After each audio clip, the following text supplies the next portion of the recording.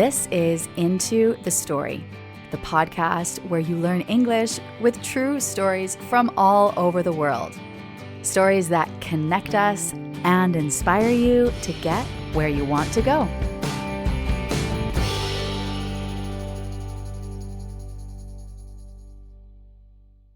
Hello there, it's your host Bree here, and today we will hear part 2 of Laurie Skreslet's story on trying to reach the top of Mount Everest.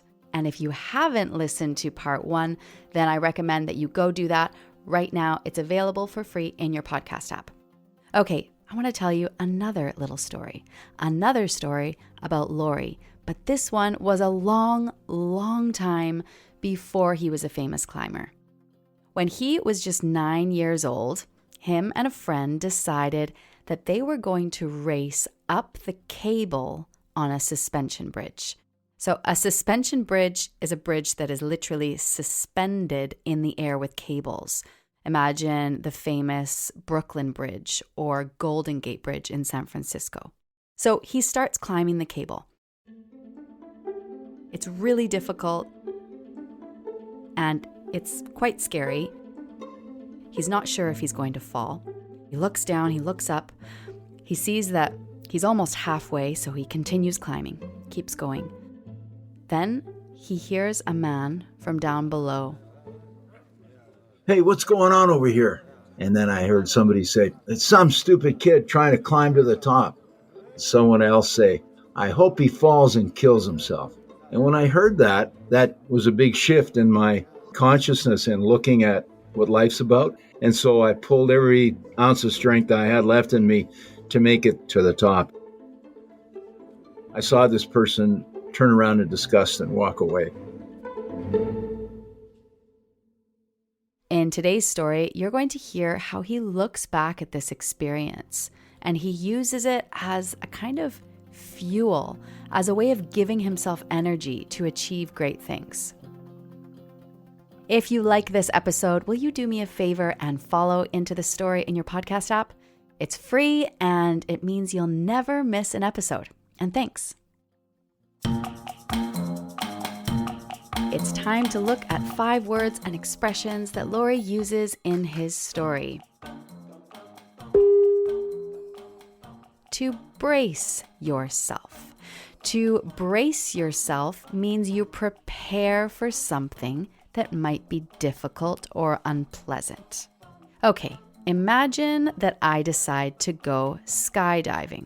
I'm going to jump out of a plane with a parachute. For me, this would be very unpleasant. Now, I would be in the airplane, they would open the doors, it would be loud, I would see the earth very, very far below, and I would brace myself. I would take a deep breath. I would be holding the side of the plane. This is to brace yourself. The next is 2 expressions. To keep pace with versus to fall behind. To keep pace with or to keep up with someone means to stay at the same level or speed as them. For example, if you're running a race, you will want to keep pace with or keep up with the person in front of you. You will need to run as fast as they are. Now, to fall behind is the opposite. To fall behind means to not keep pace with others. For example, if you're walking with a group and you start to get tired, you might fall behind and not be able to keep up with the rest of the group. Okay, next, get down to business. So this is something people would say when they want to talk about starting to focus on an important task or activity and to stop wasting time. For example, if you're in a meeting and people are chatting about unrelated topics, the weather, the weekend, someone might say, "Hey, let's get down to business," to encourage everybody to start discussing the main reason for the meeting. To get down to business. To be touched by something. This means to be emotionally moved or affected by something. For example, if you read a sad story and it made you cry, you could say I was really touched by the story.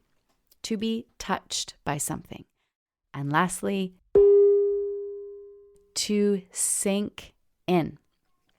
The phrasal verb to sink in means to start to understand or realize the truth of something. For example, if you hear some bad news and it takes a few minutes for you to process it, you might say, it's just starting to sink in. Or, at first, I didn't believe that my favorite store had closed down, but as I walked past the empty store, the reality began to sink in. To sink in. Now remember, don't worry about understanding every single word in this story. Don't try too hard. Just focus on the story as a whole and enjoy. Okay, let's get into the story. Laurie is lying on the ice, looking up. The colors around him look bright and the world feels like magic. Before jumping, he thought he had to give up on his goal. But now things are different. Now he's in a reality where he just might reach the top. And so I pulled myself together, pulled my pack over from the other side, put my pack back on and started climbing up till I reached Camp 1, where I joined 2 Canadians and a handful of Sherpas. And our job was dismantling the bridges from behind us to send them up higher up on the mountain. They're getting closer to Camp 2, and Laurie is feeling nervous. He ignored the expedition leader's orders to stay behind at base camp, and he's afraid of what his reaction might be. I saw the expedition leader come out of the tent, and I was bracing myself for a lot of abuse because I disobeyed him, and he threw his arms around me and said, "Am I ever glad to see you, Laurie?" And I pulled back and said, "Really? I thought you didn't want me up here. You gave the order not to come up." And he pulled me aside and he said, "You have to understand that for the rest of my life, I have on my conscience the death of the 4 men who died up to now because they were following my orders. And although I needed you up here, if I'd asked you to come and anything happened to you," he said, "that would have been the straw that broke my back. So I had to tell you no. I had to say no and coming through." And then he whispered to me and he said, "But knowing you like I do," because he knew me pretty well, he said, "I knew nothing was going to keep you in base camp. So I'm glad you're here. Now let's get down to the business of putting a Canadian on the summit." And so the climbers get to work. The plan is to leave Camp 2, pass through Camp 3, and arrive at Camp 4, where they will set up tents so that the climbers can spend the night in the freezing cold temperatures. 2 Canadians, 7 Sherpas, and myself left at 4 a.m. from Camp 2. We would pass through Camp 3 and then carry enough equipment and stuff up to establish Camp 4. So on that route, I kept pace with the Sherpas, and the 2 other Canadians fell behind. I arrived at 26,000 feet at 2 in the afternoon, 1:30, and with the help of the other Sherpas, set up 2 tents. Then kept 2 men with me, and then sent the others down. And we crawled into a tent, the 3 of us, in melted snow and ice, awaiting the arrival of the other 2 Canadians. Because the plan was for us to make an attempt, if we could. But the other Canadians didn't arrive. And by darkness, we radioed down going, "What's happening? Where are they?" They had not returned, so we had to put all our gear on and head out and look for them at night. And it was 44 degrees below 0 Celsius, horribly cold.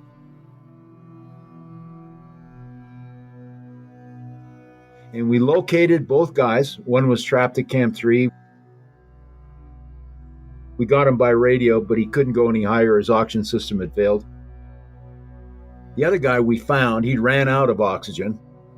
We put him on O2 and got him in a sleeping bag, got hot liquid in him, more oxygen. He recuperated. But by midnight, there was only enough oxygen left for 3 of us to attempt the summit the next day. So it would either be the two Canadians, Dave Reed and myself, plus one Sherpa, or two Sherpas and one of us. And Dave Reed kindly suggested that it should be the two Sherpas and I that try for the summit, because he said, even with your broken ribs, you're moving faster than me. And maybe this is the only chance the expedition will have to put someone on the summit. Laurie, Songdare Sherpa, and Lakpa Dorje Sherpa will attempt to reach the summit the next day. They spend the night at Camp 4, where there's very little oxygen. And this lack of oxygen makes it very difficult to think clearly. Even simple tasks like putting on equipment took an hour instead of the normal 5 minutes. Climbers get nosebleeds, they have sunburns, and frostbite, which is a painful condition where skin freezes and damages the affected area. And Laurie also has those broken ribs. So we got a couple hours of sleep, up at 2 a.m. It took 2 hours and 15 minutes to melt enough snow and ice to get a hot drink in us. And then we made tea with the thermoses. And by 4:15, we were out of the tent, the two Sherpas and I, and off we started. So we climbed about 2 hours in darkness. And just at dawn, we came across the first body, because there's dead bodies all over the mountain. And it was a woman that had been with Sundari Sherpa 2 years before. And the two people he had summited with, they both died on the descent. They ran out of strength and energy and died of hypothermia. He stayed with the woman until she died, and then he continued down, losing portions of his fingers and his toes to frostbite. So this is the first time he was back up high again in the 2 years it took to recuperate. And the woman wasn't deteriorated. She was covered in snow. The snow had blown off. She looked like she just fell down just before we got there. Well, we couldn't do anything. We kept moving.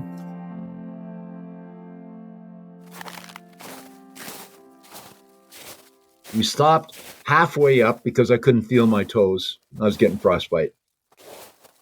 So I gave the Sherpas my tea while I sat down, took my boots off one at a time and warmed my toes with my bare hands, and then got my boots back on and removed one pair of socks.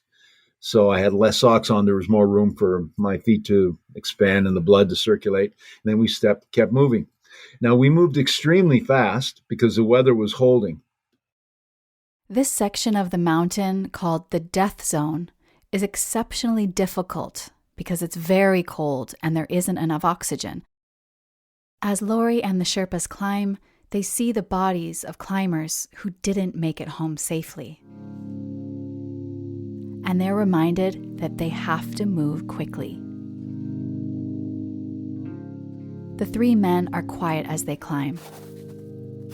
Sungdare looks at Laurie, and then he points to the sky.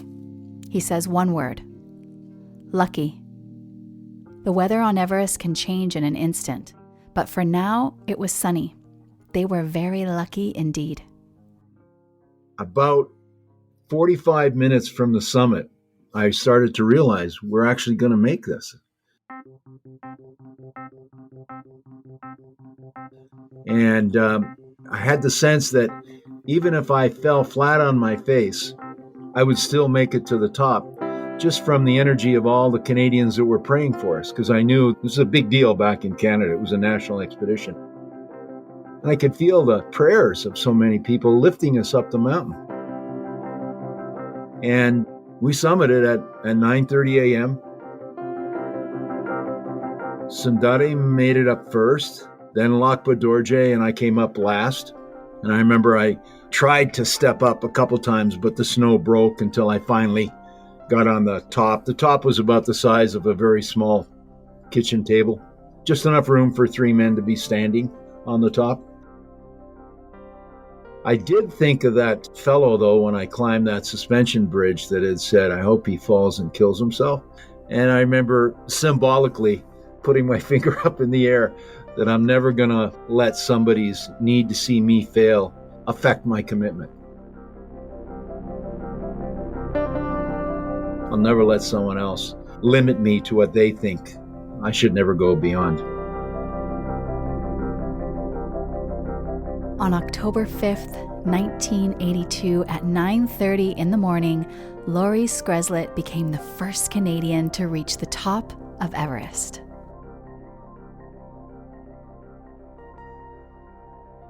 And it was a crystal clear day, 9:30 a.m. And it was 33 below zero on the summit. I was feeling just like I was climbing in the Canadian Rockies. That's no reflection on my strength or ability. It's just that everything was working. It was the only time I used oxygen. My O2 was working fine. I turned it off on the summit. I didn't need oxygen on the top. Sundari lit a cigarette on the summit, sat there having a cigarette while I took pictures. And the realist in me said, this is meaningless unless you all get off alive. So this isn't the time to celebrate. You celebrate when everyone is off the mountain, because up to that point, 4 people had died. To get down the mountain, the men must move quickly before the weather and their oxygen supplies run out.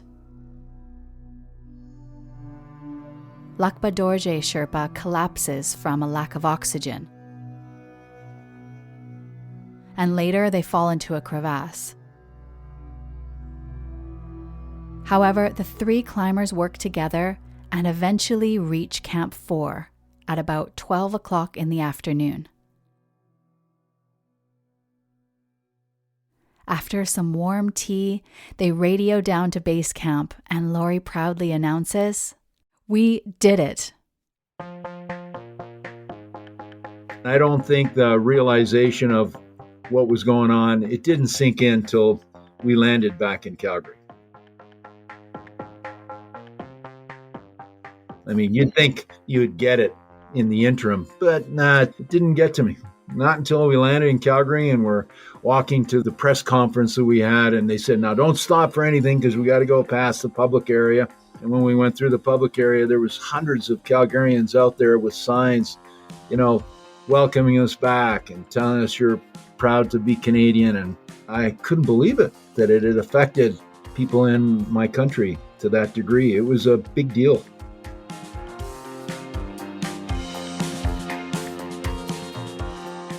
It's been 40 years since Laurie first reached the top of Mount Everest, and he's done many amazing things since, including returning to the mountain.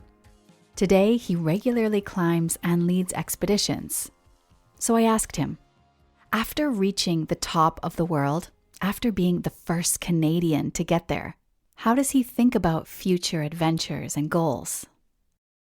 One of the photographs I've taken that touches me deeply is from the summit of Aconcagua, the highest mountain in the Western Hemisphere. It's down in Argentina. And I've been there 36 times. And one photograph I took shows these multiple horizons. Like there's one, and then beyond it, there's another one, and beyond that, there's another one after that. And I love the photograph because that symbolizes what I find hard to verbalize. That to me is what life looks like. Beyond Everest, of course, there's another one. Another goal. Another horizon. And beyond that, there's another one too. But to get to them, you have to get through the one that you're involved in right now. My potential only increases as I age, as I go through life. Anything becomes possible if you're willing to try. Laurie continues inspiring people all over the world with what he's learned climbing in the mountains. If you want to see some amazing photos taken in the 80s of Laurie and the team, or you want to know more about his expeditions and talks, visit laurieskreslet.ca. You'll find a link in the show notes.